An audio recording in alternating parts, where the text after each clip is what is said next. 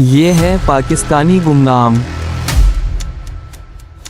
वो लोग जिन्होंने सब कुछ देकर कुछ नहीं मांगा, सिर्फ एक खामोश विरसा छोड़ गए। आइए उनकी कहानी सुने, उनके नुकूश खामोशी को लफ्ज़ों में ढालें, ताकि कल का मुअर्रिख ये ना कहे कि हमने अपने गुमनाम हीरोज़ को भला दिया। पेश है गुमनाम की सनसनीखेज़ दास्तान।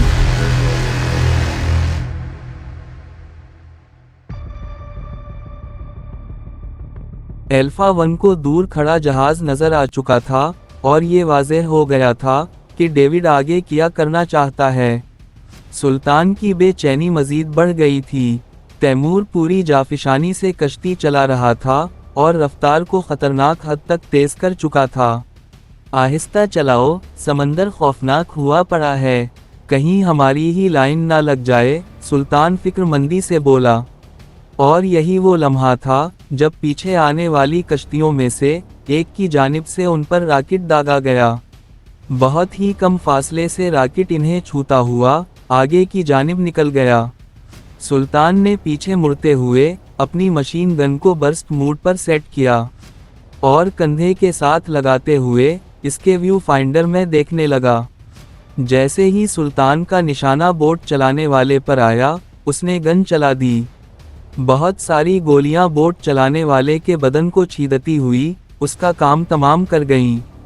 कश्ती एकदम ही उल्टी और फिर बेकाबू होते हुए हवा में एक दो कलाबाजियां लगाकर समंदर में डूब गई। इतने में दूसरी कश्ती एक जानिब से निकलते हुए इसके पीछे आने लगी और उसमें से उन लोगों पर बेतहाशा फायरिंग शुरू हो गई। तैमूर ने अक्लमंदी का मुजाहिरा करते हुए बोट को ज़ग-ज़ैग पोजीशन में चलाना शुरू कर दिया। ऐसा करते हुए इन्हें खुद को संभालना मुश्किल हो रहा था, लेकिन यही एक वाहिद ज़रिया था खुद को दुश्मन की गोलियों से बचाने का। इस आँख मचोली के चक्कर में वो लोग थोड़ी देर के लिए इनाया की जानिब से गाफिल हुए थे और यही एक बात इसके गले पड़ गई। पीछे आने वाली बोट से उन लोगों पर फायरिंग का सिलसिला जारी था और सुल्तान की नज़रें सामने की जानिब जमी हुई थीं, जहां कश्ती रुक चुकी थी और उसमें से इनाया को उस जहाज़ पर चढ़ाया जा रहा था। वो लोग इनाया को लेकर जा रहे हैं, सुल्तान चीख कर बोला तो तैमूर ने अपना ध्यान सामने की जानिब लगाया, जहां तकरीबन सब लोग जहाज़ में सवार हो चुके थे और जहाज़ ने पानी पर चलना शुरू कर दिया था। तैमूर, तेज़ चलाओ, वो हाथ से निकल रहे हैं। सुल्तान की बेचैनी मजीद बढ़ती जा रही थी। इमरान ने अपनी सीट पर घूमते हुए अपना रुख पीछे की जानिब किया और फायरिंग शुरू कर दी। इस बला से जान छुड़वाना फ़िलहाल ज़्यादा ज़रूरी था। इन्होंने भी उनकी नकल करते हुए अपनी बोट को ज़ग-ज़ैग पोजीशन में चलाने की कोशिश की तो एक सफ़ाकाना मुस्कुराहट इमरान के चेहरे पर छा गई। उसने अंदाज़ा लगाते हुए बोट के जिस मकाम पर ज़ग-ज़ैग करते हुए पहुंचना था वहीं फायर किया और बोट इसकी रेंज में खुद ही आ गई। उसमें बैठे हुए चारों अफराद इसकी मशीन गन से निकलती गोलियों का निशाना बने और कश्ती बेकाबू होते हुए मुड़ी, एक दो कलाबाजियां लगाईं और फिर धड़ से पानी से टकराते हुए टुकड़ों में तब्दील हो गई। उधर जहाज़ की रफ्तार में इजाफा होता जा रहा था और हर गुजरता लम्हा इनाया को इससे दूर ले जा रहा था। तैमूर ने बोट की रफ्तार खतरनाक हद तक बढ़ा दी थी और अब वो पानी पर तकरीबन उड़ती हुई जहाज़ की जानिब बढ़ रही थी।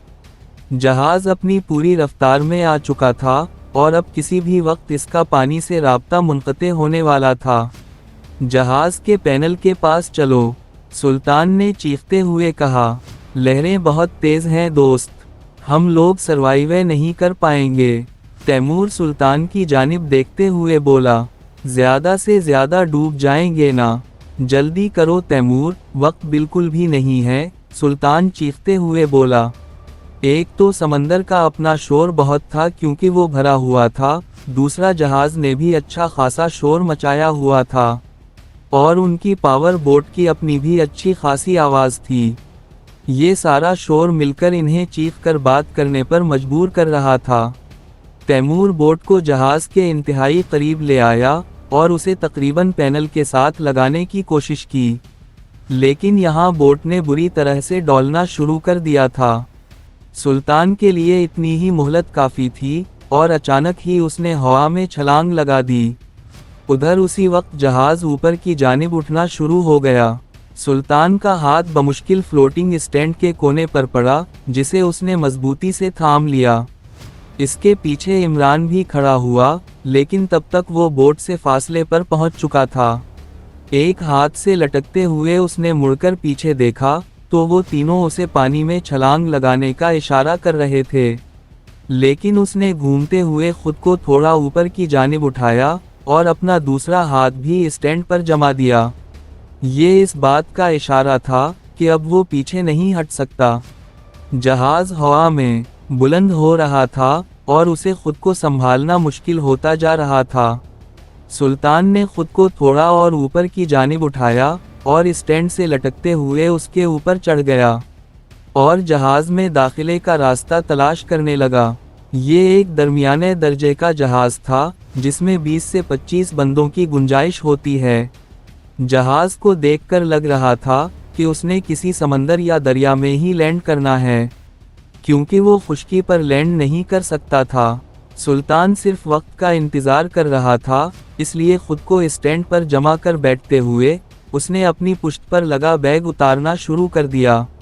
वो जल्दबाजी में कोई ऐसी हरकत नहीं करना चाहता था जिससे इनाया की जान को कोई खतरा लाहक हो, क्योंकि वो एक बात समझ चुका था कि जिस घबराहट का शिकार इसका दुश्मन हो चुका है, कोई बईद नहीं थी कि वो उसी घबराहट में इनाया को नुकसान पहुंचा बैठे।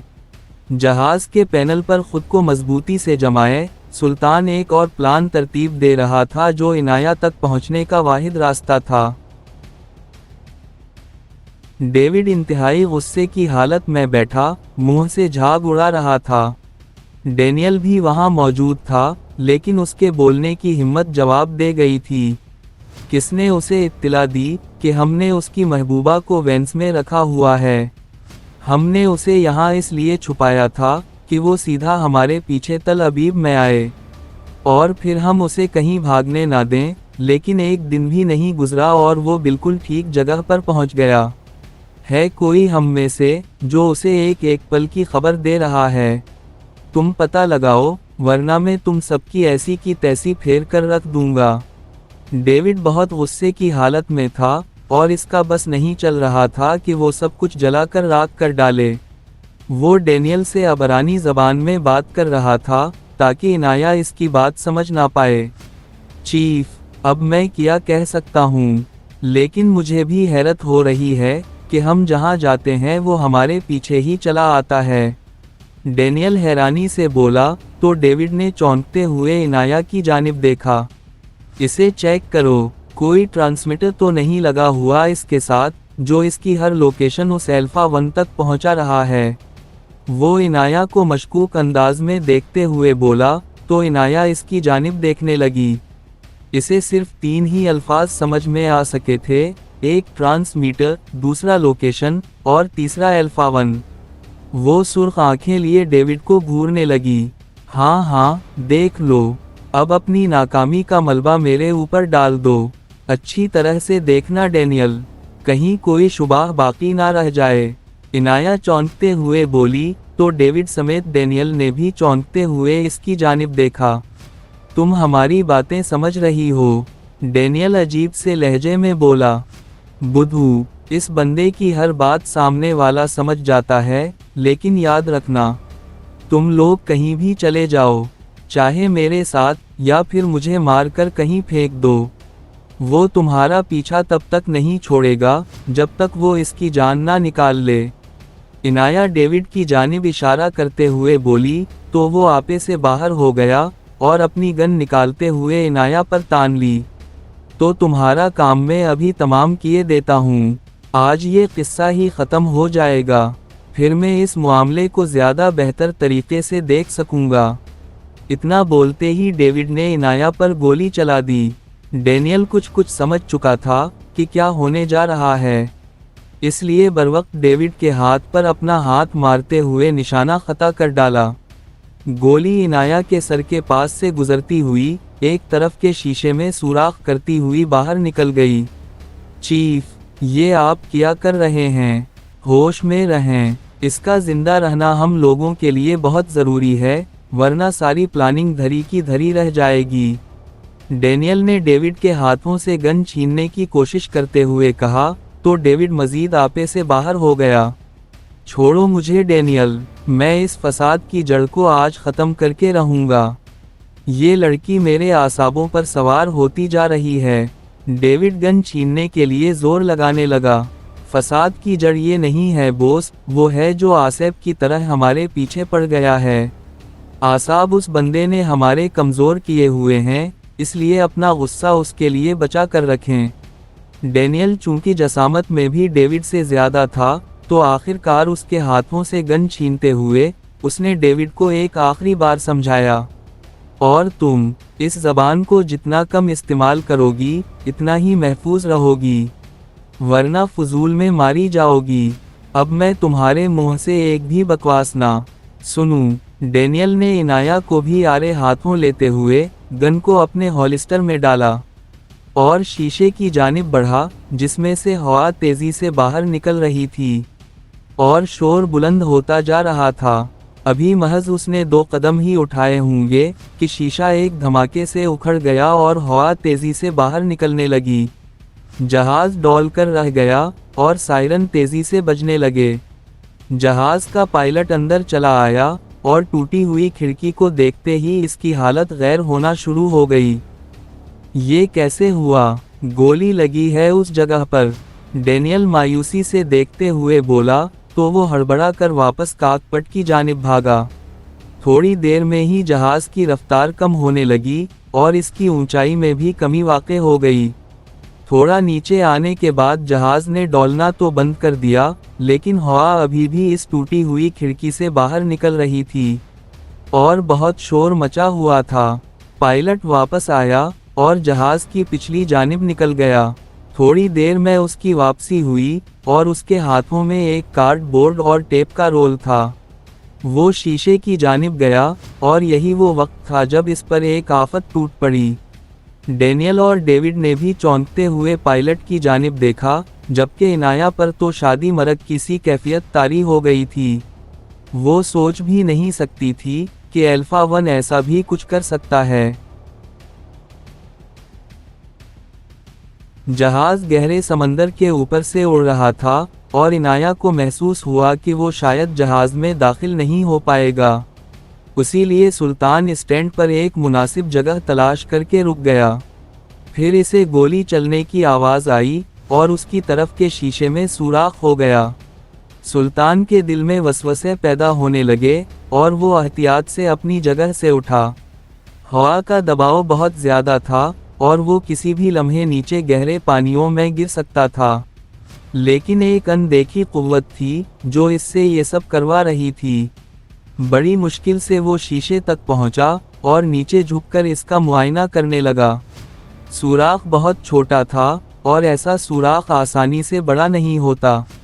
सुल्तान ने सोचते हुए अपना बैग हाथों में लिया और उसमें से बर्फ वाली छोटी कुल्हाड़ी निकाल ली, जो उसके बहुत काम आ चुकी थी और तैमूर की जान बचाने में भी इसका अहम किरदार था। एक हाथ से पैनल का राड थामते हुए सुल्तान ने अपने बाजू में पूरे जिस्म की कुव्वत समेटी और कुल्हाड़ी का भरपूर वार खिड़की पर ठीक उसी जगह किया जहां सुराख मौजूद था। एक धमाका हुआ और खिड़की का शीशा टूटकर हवा में उड़ गया। कुछ करचियां उसकी तरफ भी आईं, लेकिन वो महफूज रहा। जहाज एकदम ही डोला तो सुल्तान ने कुल्हाड़ी छोड़कर दोनों हाथों से पैनल का राड थाम लिया। कुल्हाड़ी अभी भी इसकी कलाई के साथ बंधी हुई हवा में झूल रही थी। वक्त कम था और सुल्तान को जो भी करना था वो अगले चंद लम्हों में ही करना था। अपना बैग वहीं स्टैंड के साथ बांधते हुए सुल्तान फौरन खिड़की तक आया और अंदर दाखिल होने का तरीका सोचने लगा। हवा का दबाव बहुत ज़्यादा था और अगर सुल्तान अंदर दाखिल होने की कोशिश करता तो नीचे गिर जाता। अचानक ही जहाज़ की ऊंचाई कम होने लगी और इसकी रफ्तार में भी खातिर ख्वाह कमी वाक़ई हुई। हवा का दबाव थोड़ा कम हुआ तो इसकी हिम्मत बढ़ी। सुल्तान ने खुद को ऊपर की जानिब उठाया तो उसे किसी की शक्ल नजर आई। इसने बगैर वक्त ज़ाया किए हाथ में मौजूद कुल्हाड़ी घुमाई, जो उस शख्स की दोनों आंखों के दरमियान पेवस्त हो गई। सुल्तान ने खुद को ऊपर उठाते हुए टूटी हुई खिड़की को थामा और अंदर दाखिल हो गया। जैसे ही वो अंदर गिरा, सामने ही डेनियल और डेविड दोनों मुंह खोले उसे अपनी तरफ देखते हुए नजर आए। हवासों में लौटते ही डेनियल ने अपना हाथ अपने हॉलिस्टर की तरफ बढ़ाया, जिसे समझते हुए सुल्तान एक जानिब छलांग लगाते हुए घूम गया। एक और गोली चली जो कुर्सी में पेवस्त हो गई। सुल्तान ने भी अपनी गन निकाल ली और यही वो लम्हा था जब इनाया तेजी से इसके पास आते हुए इसके साथ ही सीट की आड़ लेकर सुल्तान के बाजू को मजबूती से पकड़ लिया। प्लीज़ अब की बार मुझे इन लोगों के रहम व करम पर मत छोड़ना, मैं थक गई हूँ एल्फा, इनाया अजीब से लहजे में बोली तो सुल्तान ने उसे अपनी पुश्त पर करते हुए हाथ ऊपर करके 1-2 फायर कर दिए। 2000 फीट की बुलंदी पर गोलियों का जानलेवा खेल जारी था और कोई भी पीछे हटने के लिए तैयार नहीं था। सुल्तान ने इनाया को मजीद कोने की जानिब धकेला और सीट के एक जानिब से मुंह निकालते हुए जायजा लेना चाहा। उधर डेविड और डेनियल भी महफूज पोजीशन ले चुके थे। अचानक ही सुल्तान को डेविड का सर नजर आया और उसने गोली चला दी। चूंकि जहाज हिल रहा था, इसलिए उसका निशाना खता गया और सामने मौजूद दरवाज़ा जो कि खुला हुआ था, गोली इसके अंदर घुस गई। अचानक ही जहाज का रुख पूरी तरह ऊपर की जानिब हो गया, जिसकी वजह से वो अपनी जगह से उड़ते हुए हवा में मुअल्लक हो गया। जहाज एक हद तक ऊपर गया और फिर रुकते हुए उल्टा ही वापस नीचे की जानिब आया। जहाज का रुख ऊपर की जानिब ही रहा, लेकिन सुल्तान पीछे की जानिब आना शुरू हो गया। वो एक मर्तबा फिर से हवा में मुअल्लक हुआ और उड़ते हुए काकपट के दरवाजे तक आया। यही हाल डेविड, डेनियल और इनाया का भी था। सुल्तान ने फौरन ही काकपट का दरवाज़ा थामा और जोर लगाकर अंदर की जानिब खुद को धकेला। सामने ही उसे पायलट आगे की जानिब गिरा हुआ नजर आया। उसकी कमर से खून निकलकर सीट में जज्ब हो रहा था, जिसका मतलब था कि इसकी चलाई हुई गोली इस पायलट का काम तमाम कर चुकी थी। सुल्तान ने आगे होते हुए पायलट की बेल्ट खोली तो वो एक झटके से हवा में उछला और सुल्तान से टकराते हुए पीछे की जानिब निकल गया। सुल्तान ने फौरन ही पायलट की कुर्सी संभाली और स्टीयरिंग व्हील को थामते हुए जहाज की पोजीशन को दुरुस्त करने लगा। सामने ही खुश्की नजर आ रही थी, जिसका मतलब था कि समंदरी हुदूद ख़त्म होने वाली है और जहाज खुश्की में दाखिल होने वाला है। जहाज को ऑटो पायलट पर डालते हुए वो वापसी के लिए पलटा तो सामने ही जहाज का मरकजी दरवाज़ा खुला हुआ पाया और डेनियल दरवाजे में पैराशूट पहने खड़ा सुल्तान की जानिब ही देख रहा था। ये कहानी आपको कैसे लगी? अच्छी लगी तो वीडियो को लाइक और चैनल को सब्सक्राइब करें और बेल आइकन भी दबा दें ताकि नई वीडियोस आप तक फौरन पहुंचें। मिलते हैं अगली वीडियो में, तब तक के लिए हमें दें इजाज़त। अल्लाह हाफिज़।